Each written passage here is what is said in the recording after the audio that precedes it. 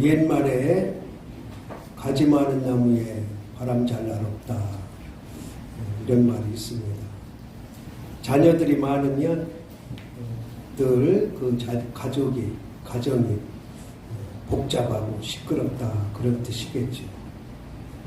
오늘 말씀해 보면 야곱의 가정사에 대해서 말씀하고 있는 가운데, 야곱의 자녀들이 13남매잖아요. 아들이 12, 딸이 1명. 근데 형제들 간에 우애가 좋지 않다. 오늘 말씀해 보니까 자녀들이 갈등이 심한 것을 나타내고 있습니다. 그렇다면은 지금 이 말씀이 우리에게 너희들은 야곱의 가정처럼, 야곱의 아들들처럼 시기하고 질투하고 그러지 말고 사이좋게 살아라, 그 교훈을 주시려고 이 말씀을 우리에게 허락하셨을까요? 물론 하나님을 믿는 자녀들은 형제지간에 우애하게 살아야죠. 형제지간에 서로 왕래하며 좋은 관계로 살아야 되는 것, 성경에서 말씀하고 있습니다. 그러나 오늘 본문에서는 형제간에 서로 시기하고 질투하고 미워하고 그러고 살지 말아라, 그런 교훈을 주려고 이 말씀을 주신 것은 결코 아니라는 거죠. 여기에는 우리에게 주는 심오한 진리와 영적인 교훈이 있음을 믿으시기 바랍니다. 지금 말씀을 보니까 2절 마지막에 그들의 잘못을 아버지에게 말하더라 그랬어요. 여러분 주변에서 누가 잘못을 하면 그냥 내버려 두렵니까? 여러분 가족 중에 누가 도둑질을 하려고 한다든지, 살인을 하려고 한다든지, 남을 해하려고 한다든지, 그것을 이미 알고 있는데도 그래 너 해라, 그냥 두시렵니까? 그런 사람은 거의 없으리라 봐요. 꼭 가족이 아니더라도 내 주변에 있는 누군가가 아주 잘못된 일을 하려고 한다면 그것을 못하도록 말하는 것은 당연한 거죠. 이것은 윤리적이고 도덕적인 일입니다. 더군다나 우리 교회를 다니고 하나님을 믿는 사람들은 세상 사람들보다 더 도덕적이고 윤리적이어야 하죠. 그러니까 우리가 세상 사람들의 잘못한 것을 지적하고 말을 할 정도가 돼야지, 오히려 세상 사람들이 우리의 잘못을 지적하면서 너 그따위로 살면 되냐, 너 그러면서도 교회 다니냐, 너 그러면서도 무슨 직분 받았냐, 그런다면 얼마나 망신이겠습니까? 그런데 오늘 말씀은 그런 의도도 아닌 거예요. 우리가 당연히 내 주변 사람들이 믿음 생활을 잘못할 때 그것을 말할 수 있는 용기가 필요하고 또 때로는 말도 해야 되지만, 오늘 형들이 잘못한 것을 요셉이 말했다 하는 것은 시기심에서 나온 것도 아니고 도덕과 윤리적으로 잘못해서 그런 것도 아니고, 이것은 지금도 저와 여러분에게 영적으로 주는 교훈이 있다는 거죠. 그게 뭐냐 하는 거예요. 그게 뭐냐. 여기서 말하는 형들의 잘못, 여기에 우리가 초점을 맞춰서 한번 생각을 해봐요. 여러분이 생각할 때 하나님의 자녀로서 잘못하는 것이 무엇이 잘못하는 거라고 생각합니까? 여러분, 제가 잘못하는 거 있으면 말해주세요. 제가 잘못하는 거 있으면 말을 해줘야 저도 알지, 저는 잘하는 줄 알고 그냥 계속 나가다 보면 여러분들 가슴에 쌓일 수밖에 없어요. 지난번에 제가 몸이 많이 불편해서 편안한 옷으로 이렇게 병원을 다녔어요. 그냥 집에서 있는 잠옷 같은 편안한 옷으로 병원을 다녔더니 아주 뭐 혁기 풀르고 찜질 받아야 되는데 모든 게 귀찮은 거예요. 그랬더니 어느 분이 저한테 그러시더라고요. 목사님, 그런 옷 입고 시내 돌아다니지 마세요. 세상 사람들이 흉봐요. 얼마나 고마운지. 그 얘기한 분은 저를 뭐 흠잡았다 뭐라고 미안해 할지 모르지만 저는 얼마나 고마운지 몰라요. 그리고 나서 그런 옷을 입고 여기 교회 문 밖에는 나가지 않습니다. 그 감사한 일이에요. 그렇게 잘못한 거, 눈에 거슬리는 거 있으면은 조심스럽게 얘기하는 거 얼마나 좋습니까? 근데 오늘 말씀은 그런 차원이 아니라는, 그런 차원을 뛰어넘는 그런 교훈이 담겨져 있어요. 이 형들이 잘못한 게 뭘까? 원어에 보면, 성경학자들이 해석한 것을 보면 도덕과 윤리적으로 잘못한 것을 지적한 사람은 한 사람도 없어요. 예를 들어서 뭐 도둑질을 했다, 형제지간에 싸움박질했다, 아버지를 욕했다, 뭐 이런 얘기가 아니에요. 원어에 보니까 4가지 뜻이 있는데 첫 번째는 용납할 수 없는 악을 저질렀다, 그렇게 표현을 하고 있어요. 그게 무엇인지는 알 수가 없지. 그렇다면 용납할 수 없는 악한 잘못을 한 그것이 뭘까? 여기에 이제 우리의 믿음을 적용을 하는 거예요. 이 야곱의 아들들이 용납받을 수 없는 악한 짓을 했는데 그것이 과연 뭘까? 그러면서 저는 생각을 했습니다. 아버지가, 야곱이 이제 바르게 살아가려고, 하나님 앞에 바른 모습으로 살아가려고 애쓰고 무던히 힘쓰는 가운데 하나님 앞에 예배를 잘 드리려고 하고, 하나님 앞에 제사를 잘 드리려고 하고, 하나님 앞에 충성을 다하려고 하는데 그거를 방해한 것이 아닌가. 아버지가 듣는 데에서는 하는 척하지만 돌아서서는 이게 뭐냐고 불평하고 불만하고 그런 예배를 방해한 모습이 아닐까 생각을 해봤어요. 그게 악한 모습이라. 악한. 살인하고 강도짓하고 이런 것이 악한 것이 아니라 하나님과의 관계를 방해하는 요소, 이것이 악한 짓이에요. 여러분은 어떻게 생각하십니까? 야곱의 아들들이 잘못을 했어요. 그런데 요셉이 그것을 아버지에게 말을 해요. 형들이 이러이러한 잘못을 했습니다. 그거는 1000번 만번 따라합시다. 고자질이 아니다. 바로 세우려고 하는 거죠. 가정을 바로 세우고 형들을 바로 세우고 하나님 앞에 바로 세우고 그러려고 요셉이 말을 하는 거지. 형들이 자기를 미워하니까 가정을 깨려고 시기해서 질투해서 형들이 미워서 고발한 게 아니라는. 이 형들은 하나님 앞에 씻을 수 없는, 용납받을 수 없는 그런 악한 일을 했다. 그렇기 때문에 요셉이 그걸 알고서 가만히 있을 수가 없는 거죠. 그걸 누구한테? 아버지. 이 말씀을 우리는 이렇게 적용하면 돼요. 여러분 가족 중에 여러분 주변에 아는 사람이 교회를 다녀. 그런데 교회를 다니는데 도저히 교류인으로서는 할 수 없는 짓을 해. 그러면은 누구한테 일러 바쳐야 돼요? 목사한테 일러 바쳐야 돼요? 그 집 가장한테 일러 바쳐야 돼요? 아니에요. 누구한테? 하늘 아버지한테. 하나님, 저 인간 저렇게 살면 안 됩니다. 고쳐주세요. 고쳐주세요. 그리고 나서 성령님이 야, 네가 가서 한마디 해라. 그러면 말하는 거죠. 요셉의 심정이 지금 그런 거예요. 형들을 보니까 도저히 하나님 앞에 설 수 없는 인간들이요. 그러니까 그걸 누구한테 말하는 거예요? 아버지한테. 자기의 힘으로 안 되니까. 자기의 힘으로 고칠 수 없으니까 아버지한테 고하는. 그 다음에 여기서 말하는 잘못은 두 번째로 뭐냐? 패역한 짓이다 그랬어요. 패역한 짓.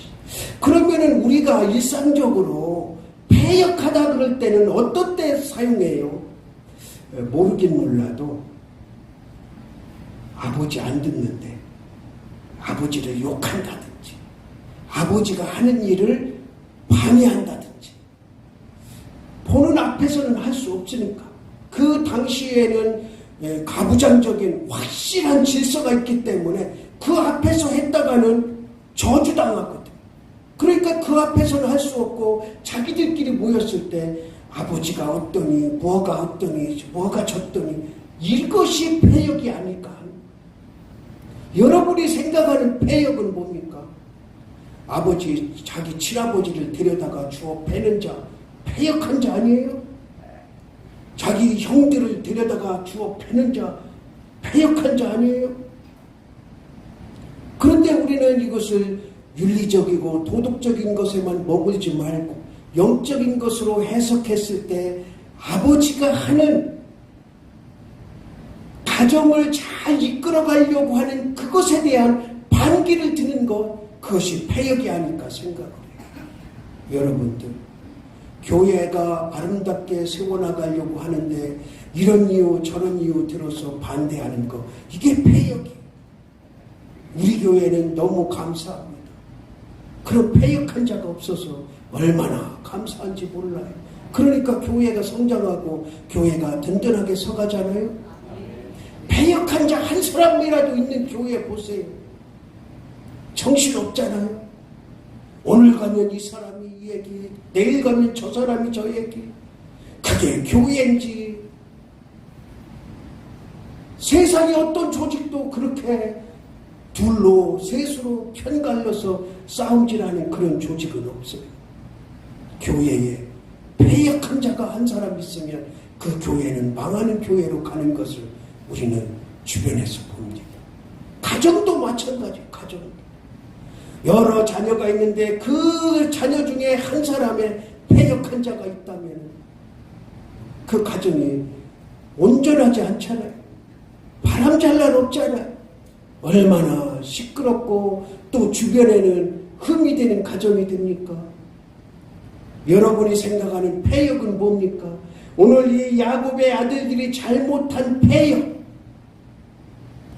아버지가 가정을 믿음으로 잘 세워나가려고 하는데 그것을 방해하는 모습, 그것이 패역이라고 볼 수 있습니다. 하나님께 예배하는데 방해하는 것, 그것이 패역인 거예요. 그러면 그런 잘못을 하는 것을 우리는 당당하게 용기 있게 말해야 될 줄로 믿습니다. 그 다음에 이 야곱의 아들들이 한 잘못이 뭐냐? 잔인성이라 그렇게 말하고, 잔인성. 그 잔인성이라는 것은 나중에 이제 뭐 여기 그 자녀들 중에 살인자도 나오고 하지만 아직까지는 그런 일은 없는데 잔인성이 뭘까? 잔인성. 그러면은 이 앞으로 되어진 일을 통해서 한번 살펴보면 이 야곱의 아들들 중에 다 그런 건 아니지만 그 중에 범죄에 싹이 트는 그런 자녀들이 있었다는 거죠. 그게 잔인성이에요. 잔인성. 요즘에 이 세상에서 가장 잔인한 일을 여러분은 뭐라고 생각하십니까? 뭐 수도 없이 많죠. 살인도 잔인한 것이고 성폭행도 잔인한 것이고 많은 가난한 사람들을 울려서 사기치는 것도 잔인한 것이고 이 세상적으로 볼 때 잔인한 일을 사람마다 기준이 다르게 다 두고 있습니다. 요즘에 뉴스거리 중에 하나가 부산의 돌려차기남이라는 사건이 있어요. 집으로 들어가는 여자를 태권도 돌려차기로 해서 쓰러뜨리고 폭행을 하고 어둑한 데로 끌고 갑니다. 그리고 나서 결론은 이제 재판받아서 20년형을 받았어요. 근데 얼마나 뻔뻔한지 자기는 지금 이 형이 너무 많다고 항소를 했어요. 그 항소하고 나서 25년을 받았어요. 항소 안 하니만도 못한 거죠. 그 사람이 잔인성이라는 것은 자기가 잘못한 것을 시인할 줄 모르는 게 잔인성인 거예요. 사람은 다 실수할 수 있잖아요. 뭐 그렇게 돌려차기 남같이 큰 실수는 안 하지만 저와 여러분도 사람이기 때문에 살아가다 보면 때로 실수를 한단 말이에요. 그런데 그 실수를 누군가에 지적받았을 때 당신이 이거 잘못했습니다. 당신은 이거 잘못입니다. 이거는 하면 안 됩니다. 그랬을 때 그거를 깨우치고 깨닫는 사람은 잔인한 사람이 아니에요. 하나님은 그러한 사람을 기뻐하십니다. 그래서 저와 여러분이 이 자리에 있는 거예요. 우리는 수도 없이 잘못하잖아요. 그럴 때마다 하나님 앞에 용서를 빌잖아요. 하나님 잘못했습니다. 하나님 저는 죄인입니다. 그러니까 우리는 잔인한 자들이 아니에요. 그런데 잔인한 자들은 아무리 잘못을 지적을 해도 이렇게 하면 안 된다고 얘기를 해도 깨닫지 못하고 고치질 않고 인정하지 않는 것, 이게 잔인성이에요. 그러니까 요셉이 형들을 봤을 때 여기까지를 보면 이렇게 생각할 수가 있어요. 형, 그러면 되겠어? 아버지가 기뻐하지 않잖아. 우리 가정이 이런 형들이 나와서 되겠어? 이런 일을 하지 말아야지. 어린 나이지만 믿음의 올곧게 선 요셉이 형들한테 그렇게 얘기했을 수도 있다는 거죠. 아버지한테 말하기 전에. 그런데 그 형들은 이놈의 자식 조그만 놈이 뭐를 알아. 너는 이놈의 새끼야. 아버지한테 편애받아가지고 채색 옷이나 입고 다니면서 뭐 잔소리가 많아. 한번 생각을 해보는 거죠. 그러니까 잔인한 거예요. 말을 해도 듣지 않고 깨닫지도 못하고 돌이키지도 않고, 그러니까 잔인한, 이것이 잔인성이에요. 따라합시다. 하나님이 내 죄를 말씀하실 때 인정하지 않는 것이 잔인하다. 여러분 삶은 어떻습니까? 여러분 믿음은 어떻습니까? 저와 여러분은 어떻습니까? 하나님이 말씀하실 때, 누군가로부터 지적받았을 때, 아, 맞아, 내가 잘못했어. 내가 그것은 하면 안 돼. 그런 믿음의 모습으로 살아가고 있습니까? 아니면 너는 얘기해라. 나는 한 귀로 듣고 한 귀로 흘리겠다. 그런 자세로 살아가고 있습니까?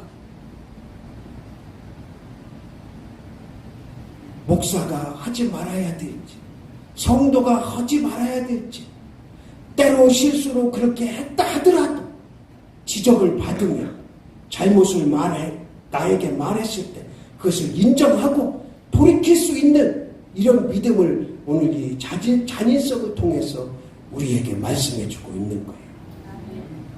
형들의 잘못은 잔인성입니다.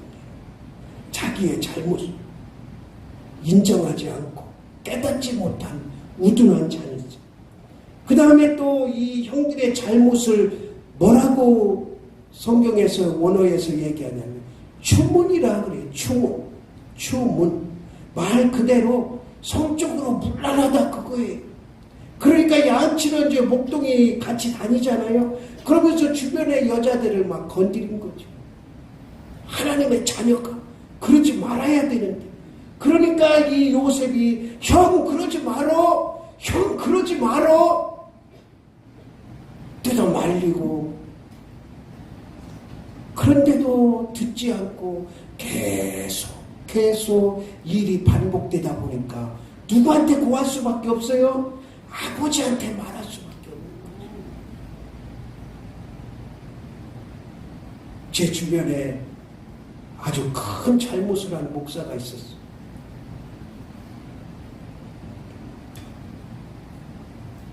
정말 목사로서는 도저히 해서는 안 될 그런 잘못을 했어요. 그래서 제가 그랬습니다. 목사라도 할지라도 한 번은 실수할 수 있다.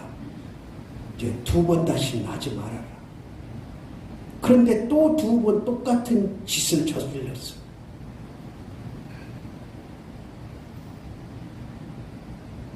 그것을 말해놓고 공론화시켜놓고 얼마나 어려움을 당했는지 모릅니다. 그렇게 악해. 그렇게 좋은 말로 하면 목사로서 도저히 하지 말아야 할 짓을 했으면 안 하면 되잖아요. 그러면 누가 뭐라고 합니까? 제가 뭐 특별히 도덕적으로 잘난 것도 아니고 더 특별한 것도 아닌데 똑같은 목사인데 목사가 볼 때 이것은 하면 안 되니까 하지 말라고 한 건데 그러면은 그래도 들으면 얼마나 좋겠어요. 근데 또 똑같은 실수를 해. 그래서 제가 공론화를 시켰더니 주변에서 얼마나 큰 어려움을 주는지 알 수가 없었습니다. 이미 지난 일이죠. 그럼에도 불구하고 우리는 말을 해야 됩니다. 그럼 누구한테 대상은 누구냐? 우리가 그렇게 말할 대상은 누구냐? 여러분 가족이에요, 가족. 여러분 가족 중에 내 예배를 방해하고 내 교회 가는 것을 방해하고 내 믿음 생활을 방해하면 당당하게 말을 해야 돼요. 당당하게. 어제 서영자 권사님 별세했다는 소식 듣고 다녀왔어요. 오는 길에 어느 분이 그러시더라고요. 저는 모르니까. 그 서영자 권사님이 믿음 생활할 때 제가 왔을 때는 그 남편이 안 계셨어요. 그 남편 살아계실 때 막 머리끄댕이 잡히고 얼마나 핍박받았는지 모르겠다 그러시더라고요.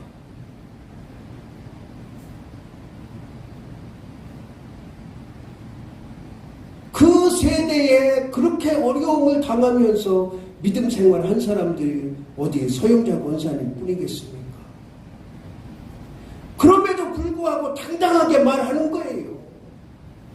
오늘 예배드리고 가서 머리끄댕이 잡히고 몸댕이를 찜질을 받더라도 남편한테 말하는 거예요. 나는 예배는 포기할 수 없다. 나는 하나님은 포기할 수 없다. 나는 주일날 교회 가는 건 포기할 수 없다. 그렇게 말하고 살아온 인생이에요. 그들의 믿음이 지금 이 나라의 믿음을 지켜가는 거죠. 그들이 없었다면 지금 이 나라 믿음은 벌써 무너졌습니다. 지금 믿음이 무너지기 시작하잖아요. 자녀손들 믿음이 무너지기 시작하죠. 왜? 그런 믿음을 자녀들이 못 받거든. 그냥 편리대로 조금만 귀찮으면 교회 안 나가고 조금만 뭐 하면은 자녀들 앞에서 목사 욕이나 하고 교회 험담이나 하고 무슨 어려운 일을 당해봤어요. 가족 중에 누가 밥 먹으러 가자 하면 교회 안 오고 밥 먹으러 가고 무슨 일을 하러 가자 그러면 그냥 일하러 가고. 그러니까 자녀들이 그걸 다 보는 거예요. 그러니까 교회는 다녀도 그만, 말아도 그만, 남편이 뭐라고 하면 안 가는 게 교회고, 가족이 뭐라고 짜증 부리면 안 가는 게 교회고, 바쁜 일 있으면은 교회 내팽개치고 밭으로 가는 게 믿음 생활이고, 이런 모습들을 보여주니 자녀들이 뭐를 보고 배우느냐. 그렇다고 여러분 머리끄댕이 잡히면서 믿음 생활을 하라는 거 아니에요. 지금 만약에 그런 사람이 있으면 열에 몇 명이나 믿음 생활 지속하려는지 저는 궁금해요. 오늘 지금 여기 젊은 집사님, 권사님들 만약에 남편이 교회를 안다.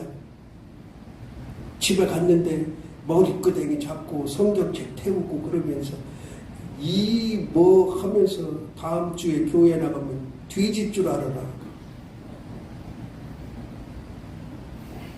그러면은 그 고난과 역경을 견디고 믿음 생활 감당할 사람이 얼마나 있을지.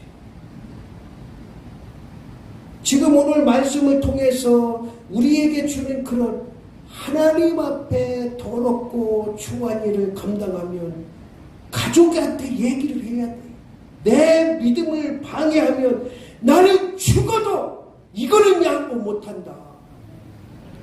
나는 죽어도 주일날 예배드리는 건 양보 못한다. 다른 거는 다 듣겠다. 죽으라면 죽겠다. 그러나 나는 주일날 예배드리는 건 양보 못한다. 당당하게 왜 말을 못하냐고. 여러분들 자녀손들 지옥길로 가는데 왜 말을 못해? 왜 말을 못해? 이 땅에 살면 80년, 90년, 100년인데 하나님 나라에서 영원히 살 소망을 가져야지. 이 땅에서 잠깐 잘 먹고 잘 살겠다고 믿음 팽개치고 그러고 사는 것을 왜 당당하게 말을 못하냐. 제가 간혹 농담반 진담반으로 얘기하잖아요. 연을 끊겠다. 너 믿음 생활 안 하면 우리 집에 이제 오지도 말아라. 네가 주는 어떤 욕도 다 필요 없다. 너하고 나하고 연 끊자. 왜 그렇게 당당하게 못하냐? 말을 못하냐? 내 자식이 지옥 가는 거 뻔히 보면서, 내 가족이 지옥 가는 거 뻔히 보면서 왜 말을 못하냐? 요셉은 형들의 잘못을 말하잖아요. 여러분 가족 중에 여러분 믿음을 방해하는 자에게 당당하게 믿음으로 말할 수 있기를 원합니다. 그 다음에 누구에게 말해야 돼요? 여러분들의 믿음을 가장 흐려놓는 사람 중에 하나가 누구예요? 친구 아니에요? 친구? 야, 오늘 산에 가자. 야, 오늘 노래방 가자. 야, 오늘 저기 먹거리 먹으러 가자. 제가 어제 들은 얘기예요. 여기에 무슨 커피숍이 하나 생겼대요. 그런데 그게 유튜브에 한번 나왔대. 근데 인천에서 커피 먹으러 여기까지 왔대. 그 정신이 올바른 사람이요. 어떤 사람들이요. 그냥 단순하게 커피 마시러. 그 유튜브 보고 아, 이 커피숍 좋다 하고 인천에서 여기까지 커피 마시러 왔다는 거예요.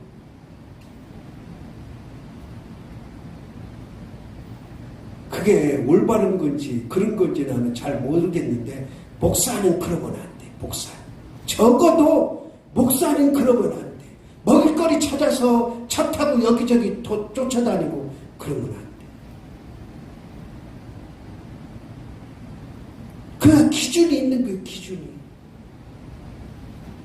여러분 친구 중에 여러분 믿음을 해하려고 하고 여러분 믿음을 끊으려고 하는 당당하게 말해야 돼요. 야, 나는 너하고 친구 관계 할 수 없을지언정 내가 이 믿음 이거는 양보 못한다. 내가 너하고 친구하지 못할 망정 나는 이거는 내가 양보할 수 없다. 왜 당당하게 말을 못하냐?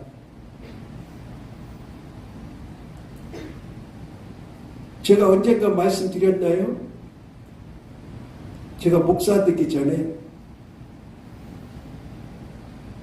이런 얘기하면 좀 겁나는 얘기인데 목사 되기 전에 여기 손가락을 칼로 쬐어요. 5명이서. 그리고 피를 한 방울씩 소주잔에다 따랐어요. 그리고 그걸 한 모금씩 마시면서 우리는 피로 맺은 형제다. 그렇게 하고 살아왔어요. 그런데 제가 신학하고 목사 되니까 그 친구도 다 떠나가더라고요. 지금은 연락하는 친구 거의 없어요. 그냥 세상적인 객기에 한번 부린 거죠. 하나님의 일이 더 중요하니까. 하나님의 일을 해야 되니까. 세상 관계는 끊을 수밖에 없어요. 또 끊어질 수밖에 없고. 여러분, 내가 믿음 생활을 올곧게 하면은, 정말 올곧게 하면, 내 믿음을 방해하려고 하는 세상 사람, 그가 친구를 할지라도 관계를 서서히 멀리해야 됩니다. 물론 또 반대급부로 생각을 해서 더 가깝게 하면서 전도하려고 하는 마음을 갖는 것도 필요하지만, 그러나 거기까지 여러분의 믿음의 모습을, 그 카테고리를 절대로 양보하면 안 돼. 양보하면. 저 사람 전도한다고 경찰 쫓아다니고 저 사람 전도한다고 술 한잔 같이 먹고 그러면 안 되는 거. 내 거 지킬 건 지키고 당당하게 말을 하고 나는 우리 교회 누구야? 나는 교회 다녀. 그러면서 당당하게 드러내고 선을 지켜야 돼. 여러분 주변에 있는 사람 그가 누구든지 간에 당당하게 잘못을 말해야 됩니다. 특히 내 믿음을 방해하는 그가 어떤 자든 가족이든 친구든 성도든 누구든지 간에 당당하게 말을 해야 될 줄 믿습니다. 그런데 오늘 또 재미있는 표현이 하나 나와요. 4절에 보니까 그의 형들이 아버지가 형들보다 그를 더 사랑함을 보고 그를 미워하여 그에게 편안하게 말할 수 없었더라. 자, 여러분들이 여기 보세요. 여러분들이 당당하게 말하잖아요. 그러면 그렇게 기세졌던 그 상대방이 여러분에게 편안하게 말할 수 없다는 거예요. 자, 형들이잖아요. 요셉이 조그맣잖아요. 이제 13살밖에 안 됐으니까. 그런데 그 요셉에게 편안하게 말할 수가 없다는 거예요. 왜? 그래도 일만의 양심은 있는 거지. 죄책감은 있는 거지. 야, 이놈의 새끼야, 네가 뭔데 우리 형들을 지적하고 그래? 이렇게 말할 수가 없다는 거예요. 편안하게 말할 수가 없다는 거예요. 뭐 기통백에 한 대 치워받고 그랬을라는지는 모르지만 내가 뭐 그렇게 잘못한 게 있냐, 이렇게 편안하게 말할 수가 없었다는 거예요. 여기서 우리에게 주는 중요한 교훈이 하나 있습니다. 인생의 연륜 가지고 말하는 게 아니에요. 내가 몇 살이냐 중요한 게, 그것이 중요한 게 아닌 걸 말하는 거예요. 여러분, 믿음 생활 연륜 가지고 따지지 마세요. 믿음 생활 오래 한 것이 자랑일 수는 있지만 벼슬은 아닌 거예요. 믿음 생활 오래 했으면 오래 한 만큼 그 덕이 나와야 되고 빛이 나와야 되는 거지. 그냥 오래 한 것, 그것만 가지고 자랑 삼으면 안 되는 거예요. 내가 어려서부터 믿음 생활해서 몇십 년 했고 몇십 년 했는데 이렇게 믿음 생활 해왔다. 그 자랑거리 못 되는 거예요. 과연 내가 50년 믿음 생활하고 60년 믿음 생활하고 20년 믿음 생활한 그만큼의 연륜만큼의 빛이 내 몸에서 내 말 속에서 우러나오는지, 그게 중요한 거예요. 그게. 그런 면에서 볼 때 어떤 면에서는 초신자가 훨씬 더 사람들에게 본이 되고 믿음의 훌륭한 모습을 보일 때가 있습니다. 우리 교회 교인들도 마찬가지예요. 어느 목사는 그렇게 표현하더라고요. 여러분들 기분 나쁘게 듣지 마세요. 저도 65년 믿음 생활 했으니까 저도 해당된 묵은 닭들이라고. 묵은 닭. 묵은 닭들은 어떻게 해야 돼요? 폐기해야 된다. 얼마나 속을 썩었으면 그런 표현을 쓰겠어요. 믿음 생활 오래 했다고, 직분 오래 했다고, 교회에서 목사 속을 새기고 교회를 아까 말한 대로 분란시키니까 목사 입에서 그런 얘기 나오는 거예요. 여러분들도 목사가 묵은 닭같이 느껴집니까? 우리는 늘 매일매일 새로워져야 돼. 내 믿음을 방해하는 것이, 그것이 사람이든지 사건이든지 상황이든지 당당하게 말할 수 있어야 됩니다. 나를 어둠의 그늘로 몰아붙이는 사탄의 세력이 있다면 당당하게 나사렛 예수 그리스도의 이름으로 물리칠 수 있어야 됩니다. 왜 말을 못합니까? 13살 어린 요셉이 형들의 잘못을 말하였더라. 오늘 이 사건이 처음이잖아요. 그러면은 앞으로 진행될 상황을 통해서 보면 뭐 잘잘못 있고 편지 풍파가 있지만 이 야곱의 가정이 그대로 존속될 수 있었던 것은 요셉의 말 때문이었음을 우리는 믿어야 됩니다. 요셉이 말하지 않고 속으로 골마 터져서 결국에는 사건이 터졌다면 이 가정은 편지 풍파 일어나는 거예요.